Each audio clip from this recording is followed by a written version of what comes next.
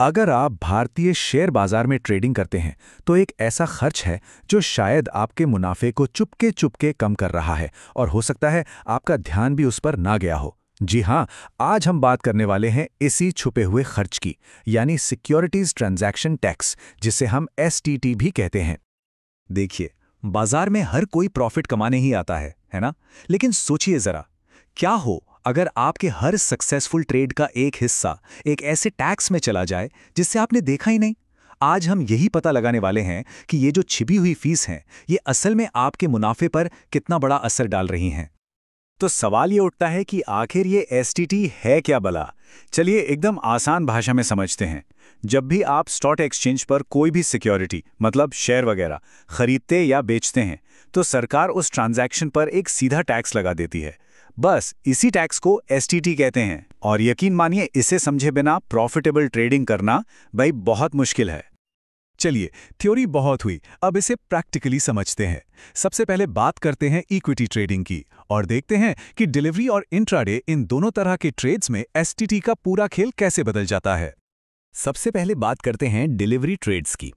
इसका नियम ना काफी सीधा सा है। मान लीजिए आपने आज कुछ शेयर्स खरीदे और उन्हें एक दिन से ज्यादा अपने पास रखा, मतलब कल या उसके बाद बेचने का फैसला किया, तो ऐसे में एसटीटी आपको खरीदते वक्त नहीं देना होगा। जी हां, ये सिर्फ और सिर्फ बेचते समय ही लगेगा। तो ये रेट है कितना? ये है 0.1%।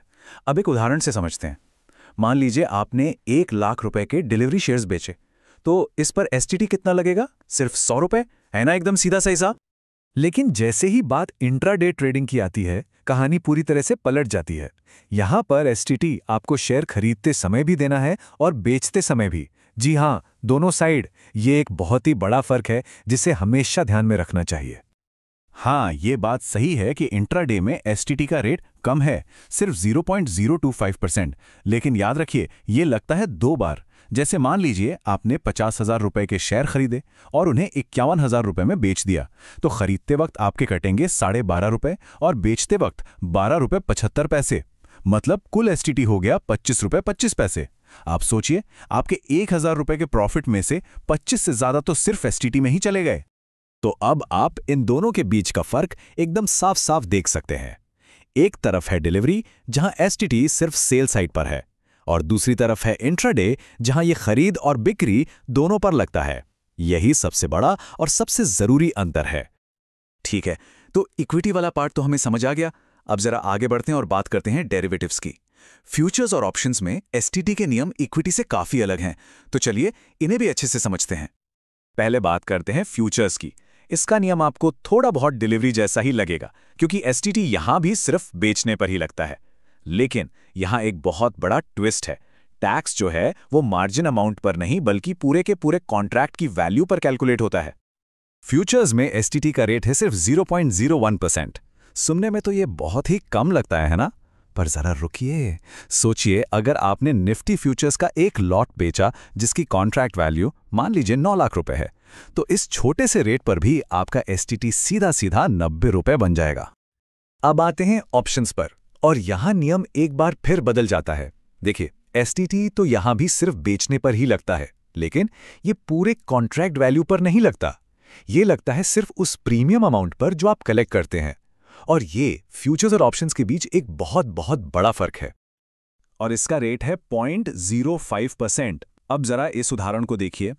मान लीजिए आपने एक ऑप्शन लॉट बेचा और उसका प्रीमियम कलेक्ट किया 5,000 रुपए, तो इस पर एसटीटी कितना लगेगा? सिर्फ 2.5 रुपए। जी हां, 2.5 रुपए। याद है फ्यूचर्स में 90 रुपए लग रहे थे? तो देखिए कितना जमीन आसमान का फर्क है। लेकिन रुकिए, यहां एक बहुत बड़ा लेकिन है जिसे अक्सर लोग भूल जाते हैं। अगर आपका बेचा हुआ ऑप्शन एक्सपायरी पर एक्सरसाइज हो गया, मतलब इन द मनी रह गया, तो पूरा का पूरा खेल ही बदल जाएगा। तब एसटीटी की दर अचानक से बढ़कर 0.125% हो जाएगी, और ये प्रीमियम पर नहीं बल्कि पूरे सेटलमेंट वैल्यू पर लगेगी। ये एक ऐसा महंगा सरप्राइज हो सकता है जो आपका सारा प्रॉफिट ले डूबे।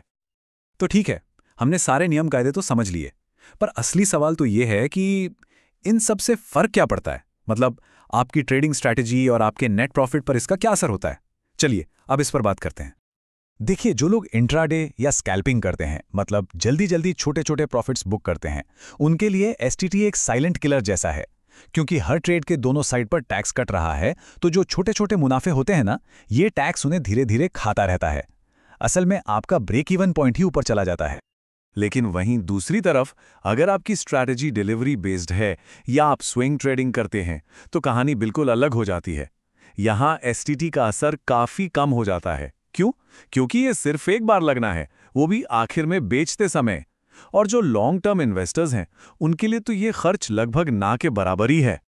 अब डेरिवेटिव्स की दुनिया में एसटीटी को आप बिल्कुल भी नजरअंदाज नहीं कर सकते। चाहे आप अपनी पोजीशंस को हेज कर रहे हों या फिर आर्बिट्राज जैसी स्ट्रैटेजी इस्तेमाल कर रहे हों, ये टैक्स आपकी टोटल कॉस्ट को बढ़ा देता है। और खासकर जो लोग ऑप्शन सेलिंग करते हैं, उनके लिए 0.05% की रकम भी बार बार ट्रेड करने पर जुड़कर एक काफी बड़ा अमाउंट बन जाती है।